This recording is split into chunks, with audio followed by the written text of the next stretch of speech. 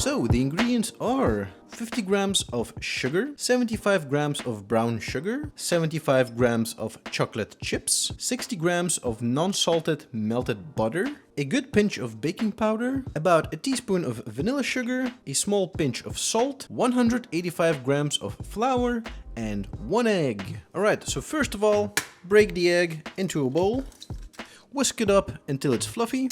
Add the white sugar and the brown sugar, the vanilla sugar, and don't forget to add the pinch of salt and whisk it all up again. After that, the butter.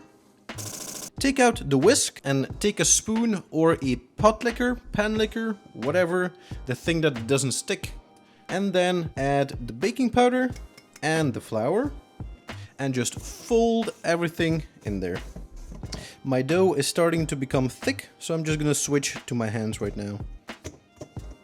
Alright, once all of the flour has been incorporated in the dough, you can add the chocolate chips. Make sure to press the chocolate chips into the cookie dough so it's all incorporated. Once that is done, divide your cookie dough into 5 equal parts. Alright, now let's move on to the baking tray. So take a baking tray and cover it with baking paper. Take your cookie balls and smash them.